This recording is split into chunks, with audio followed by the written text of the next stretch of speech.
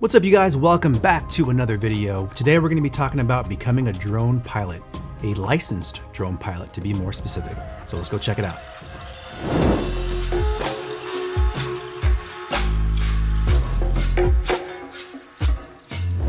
What's up, you guys? Welcome back to our channel. Thank you so much for joining us. Like I said before, we're going to be talking about becoming a drone pilot, what it takes to become a drone pilot, how to get past that Part 107 test, all that good stuff. One of our very own, Titus Carlson, our director of photography, has actually gone and gotten his license during this whole COVID-19 quarantine time of our lives right now. He spent his time well and wisely, and he's done something extremely productive. Actually kind of jealous, to be honest with you, and I need to get my crap together so I can get to his level. But what he's going to do is break down what resources he used, how he took the test, his strategies on taking the test, all of that good stuff. It's an awesome piece of information that he's going to be presenting to us, so I'm pretty excited for you guys to check it out. Without further ado, let's bring it over to Titus, and he will show us how to get that elusive Part 107 license. Titus, all yours, brother. Hey, what's up, everybody?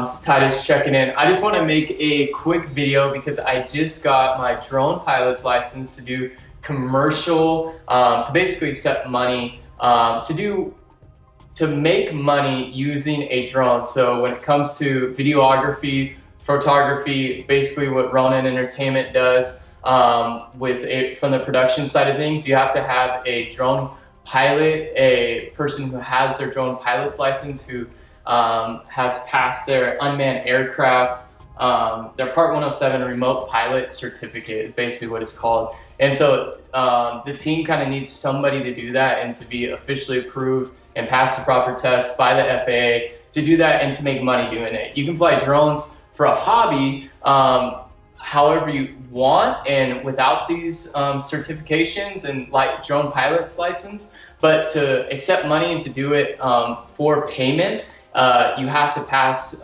certain tests and get certification through the FAA. So I went through that process, and I just want to make this video to tell you guys how I did it, how I passed, kind of the score I got, the resources I used to pass it. And I think you guys might be surprised how easy it was.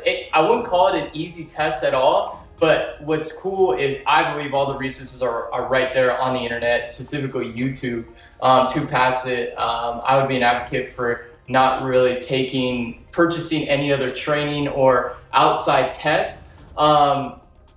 With Ronin Entertainment, working with a lot of veterans and military-based people, I've had an influence from kind of the aviation industry. So I kind of had a background. I've been in a control tower. I kind of understand how those types of things work. So somebody who doesn't have an Air Force or aviation background might have more of a learning curve than I did. I think I was lucky having that background. I have aspirations to maybe potentially fly like a real aircraft, not a drone, one day, and get my private pilot's license in that way. So I'm around a lot of military, and so I have that influence to help, I guess, change that impact that learning curve a little bit, make it a little bit easier for me as an individual. So I will preface with that saying that I did have that benefit, but I still think that you can do it with kind of the two resources that I use and that will be available to you as an individual trying to pass it. So I'm gonna get into it, exactly what I did, how long it took me, how long I studied,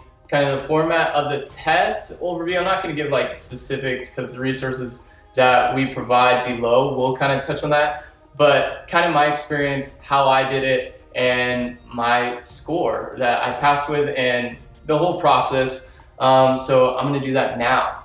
Yeah, so first things first, I basically went to FAA.gov.org.com, whatever it was. I went to the FAA website and I looked up what it takes to become, to get your drone pilot's license. And basically you have to pass a Part 107 is what they call it, and get unmanned aircraft certification. And you take a test called a FAA Airman Knowledge Test. And basically Airman Knowledge Test is broken down to, depending on what criteria or what test, what certification you want, and mine was the unmanned aircraft certification, specifically small. I guess they have large ones, smaller ones. I took the small, and basically that's anything under 55, a drone under 55 pounds over a half a pound, 0.55 pounds. And so I went online, I scheduled that test. Mine happened to be in Redlands, California. And I scheduled that. And so as soon as I scheduled it, I was like, all right, now I got to study for it. And so I started looking into, and that costs basically $150, $165, I think. You can take the test as many times as you want, but you have to take a 2-week break in between each test. Obviously $165, I was kind of like, it's cheap enough to kind of just go for it and to, without purchasing training in advance and kind of just winging it the first time. That was kind of my plan, was to take the test, kind of see if I didn't pass, see where I struggled at. Worst case, it was $165. Then I can purchase a kind of training program, a online course of some kind for the second time. And but best case scenario, which was my scenario, I did pass without purchasing any courses of any kind. So I spent $165 for the opportunity to take the test. And then it basically got into studying. So I started with going online and basically YouTubing how to pass Part 107, get my drone pilot's license. And there were 2 big resources that all the videos I saw were kind of pointing back to. And that was the Tony Northrup video, which put these below Perry. Perry will put them below for you guys. Perry's editing everything. He's awesome.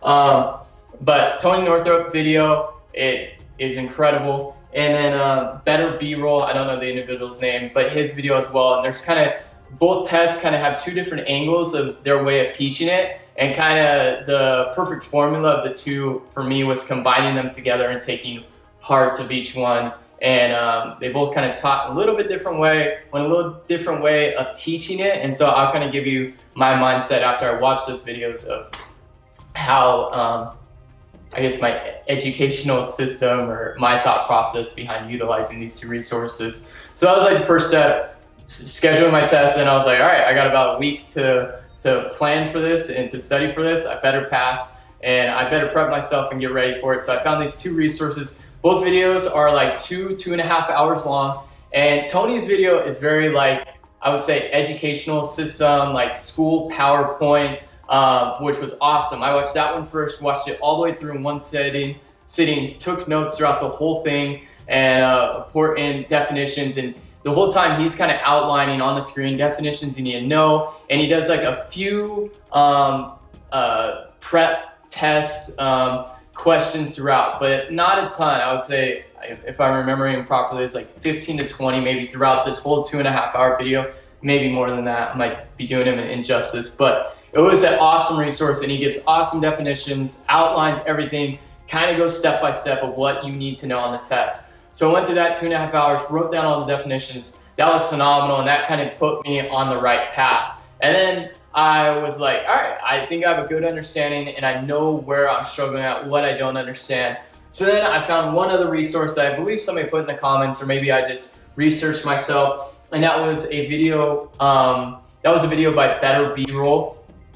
And it was about 2.5 hours long as well. But what he does is he finds a practice test online that I don't think exists anymore, because I couldn't find a link to the one he took, or maybe he purchased it in some way. And he goes question by questions through, I think, 120 of these questions. And the actual FAA test is only 60 questions. You have to pass it to 70 or 75%, I believe. And so this is kind of twice as many of what you would need. And he goes questions by question and breaks down exactly how to answer it, each of those questions. So I watched Tony's video, very educational, PowerPoint type format, watched that whole thing, then went over to the practice test format through Better B-Roll. And like I said, he went question by question. And I kind of paused it before he gave the answer and broke down how he would answer each question. I said, do I know this? Could I answer this on my own? And to be honest, I could probably get, just after watching Tony's video, I probably answered 65 to 70% of the questions that he went through on my own. Obviously, that's not enough to really pass it. That's super risky. And that's referring to my notes every once in a while. So I wasn't super comfortable at this point. But then after the Better B-Roll video, went through the 120 questions, broke down all the answers in a kind of different teaching format, I felt really good about everything. So I kind of had 4 to 4.5, 5 hours of video content that I've now consumed with 100 and probably 60, 165 practice questions that Tony and Better B-Roll went over. And so I felt pretty good about everything. And so then I was like, all right, I got this. This is, I kind of finished up the Better B-Roll video the night before the test. And then the morning of the test, my test was at like 11:30. I woke up and I watched all of Better B-Roll's practice practice test overview one last time, but I did it on 2x speed, skipping the parts that I knew I had locked in, that I knew like I wasn't worried about those questions test. We all test taking strategies. We all know what we're good at going into a test and where we're gonna struggle. So I just kind of went over and skimmed through that, and I went really quick through the 2.5-hour video, but referring back to the questions that I really needed. So I did that the morning of, and then driving over to the test center, it was like a 35-minute drive, probably 45 minutes to the test center. I put on Tony's video again, and just in the background, not watching it, and I just listened to him on 2x speed on YouTube, kind of refreshing, triggering everything I needed to know on the test. And so I kind of listened to that one last time to refresh all the memories and everything that I had studied for this test. So I would say in total, I probably took a total of 5 to 6 hours of sitting down watching YouTube videos. No, those 2 YouTube videos. No other real study time, doing other practice tests or using other online resources or any resources that the FAA approves. Just kind of consuming that content. I don't know if that's good. I don't know if that's bad, but I felt like 6 hours, I was pretty well equipped for this test. Slightly nervous. You could ask my wife. I was slightly like, I don't want to fail, but it's kind of low risk. It's $160 that you kind of threw out the window. But worst case, I didn't pass. Best case, I did pass. So went into the test fairly confident, I would say. Took the test. Test experience is pretty cool. You kind of go into, there's different locations all over the United States, and they're kind of, the test is given by private companies. This one was Pro Tech Academy, I believe, or Air Tech Academy. Perry put the link down below for us. I'll provide you with all of that, where I took the test for us. And it was really awesome, really nice gentleman was like, hey, you're gonna take this test. Took my ID and went into a computer. It's a computer-based test. And cool thing is, it was multiple choice, 3 questions. And so right there, you got a 33% chance if you just guess the whole thing. And there's kind of one that you can kind of throw out completely, but you gotta know your stuff. You can't just think like, oh, I'm gonna go in and just common knowledge this. Like, unless you have a really strong aviation background. I had like a pretty weak aviation background, but probably better than most. And I could not have just gone in and winged it. I had to learn multiple different things. It's not just like longitude, latitude. You have to know weather. You have to know airports. You have to know sectional charts, latitude, longitude, how to read airport charts. And so like, you're already watching this and you're thinking like, I don't know what a sectional chart is. You definitely have to study and take, I would say, a minimum of 5 to 6 hours of study time, because you're relearning a new thing that you have no idea about. The aviation world, from what I found out, it's really beautiful, very very good. Obviously, our FAA systems, I would think, is pretty strong, but it's a totally different world that you know nothing about, and you definitely don't know about just because you've flown on a commercial aircraft. Like, there's a lot more to it than what you see in movies and what you see when you hop on a Southwest flight, obviously. So definitely, like, bare minimum, I think you got to put in the 5 to 6 hours. The few areas that I kind of struggled with was weather, specifically clouds, and METAR reports, which are like weather reports, which is like abbreviated reports. Pretty simple when Tony and Better B-Roll broke it down, but right when you look at it originally, it is overwhelming and super difficult. So you really got to just take time and just understand that I have to learn this, and I really have to know this, not inside and out. You don't have to have it, I would say, memorized, but you got to have a good understanding of METAR reports.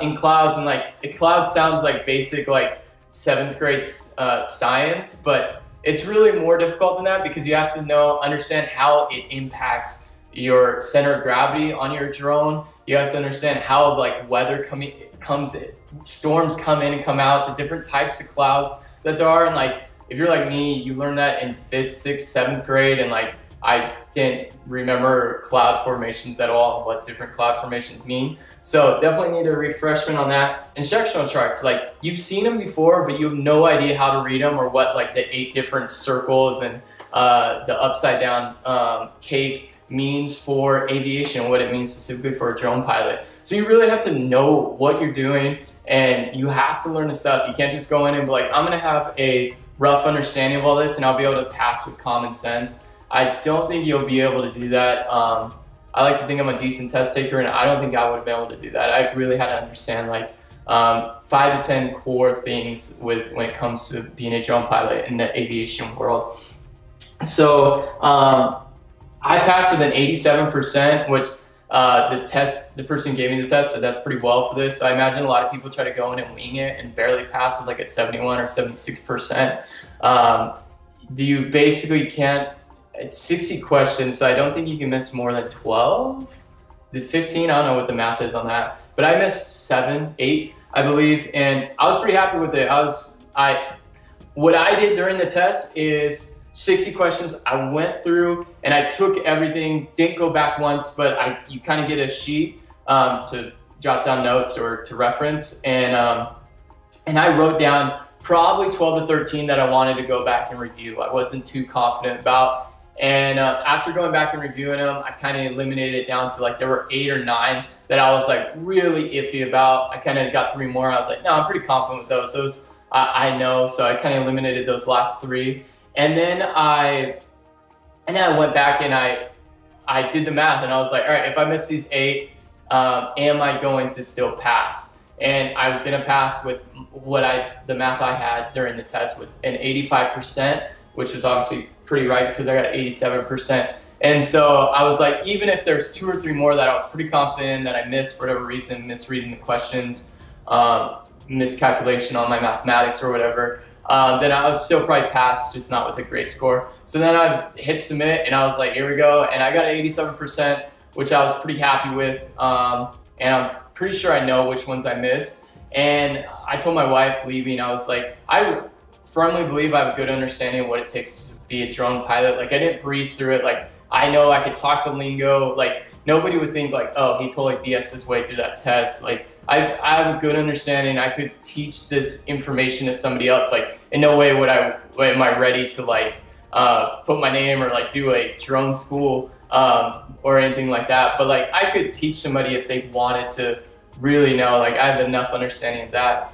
And so it's good for 24 months, which is cool. So I'm good for 2 years on that. Then you just submit your test completion and your pass, fail to the FAA, and they apparently send you a card. You create a profile, and they send you a license of some kind, paperwork in the mail. And so I'm able to fly a drone and receive money for my services, which is cool for Ronin and what we're doing as a production company. My wife also, we use it during my wife's business as well. She's a wedding film videographer. And so we use it in that. And before it was kind of sketchy, like you didn't really have confidence. Everybody knows how to fly a DJI Mavic, or you kind of pull it out of the box and fly those things. But now I have a real understanding of what it takes to be a drone pilot, what the aviation system looks like and what the world looks like. And I can fly with confidence, knowing that I'm abiding by the rules because I know the rules, and knowing that if something does happen, that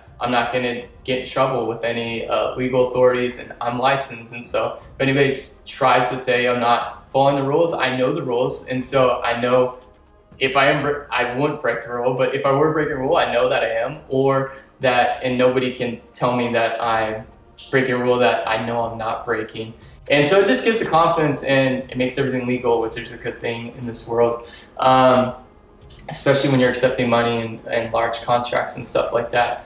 So I just want to give you guys an overview of what that looked like and how I accomplished it, what I went through to do it. And it wasn't easy by any means. Like, I legit focused for those 5 to 6 hours. I really had to apply myself. I wasn't like playing a video game or watching a movie while I was studying. Like, my eyes were glued on the screen, not very many interruptions. And so, but the resources online do allow you to pass, in my opinion. and just applying yourself for it. So just want to check in and give you guys that information. Thought it'd be valuable for the channel and for the people on YouTube. And thanks Tony and Better B-Roll for helping me pass it. It was a huge asset and resource to me. So good luck if you guys are taking it, prepping for it, want to become a drone pilot. I think it's a huge asset and you should pursue it. So sorry this was probably long and drawn out, but I think it's a valuable video, just very practical for you guys. So thanks for checking out. See you guys on the next video. Good job, babe. Was it? Nailed it. You think so? Freaking nailed it. Miss you, Perry. Miss you more than you know. I talk about you often. Hey. Look at Perry. My setup is so trash, Perry. Don't judge us. Don't judge us. Yeah, we don't got all the cool equipment. We don't got the cool Perry studio, man. I should have went to your office and filmed, honestly. But COVID-19, gotta stay clean. Titus, Jocelyn, I miss you guys. Thank you so much for the information. That was awesome. So yeah, get out there, use those resources. All the links that Titus was talking about are in the description. Check them out. I'm going to be studying here for the next, 5 to 6 hours and be taking my test here shortly. So I'll update you guys and let you know if I actually passed or not. But yeah, all information is there. Go out there, take care of business. Having that license is key to really booking jobs that you can do that type of footage for. Well-paying jobs, to be honest with you. There's not many folks who actually have the license. So it's good to be kind of on the cutting edge of things and good to kind of have that resource at your disposal, because when you approach clients, having that license is a huge deal and it makes a difference. So go out there, take care of business, pass that test, and we'll see you in the skies. All right, you guys, thank you so much for joining us on this video. We'll catch you on the next one. Please take care of yourself, take care of everybody else, and yeah, be safe. See ya.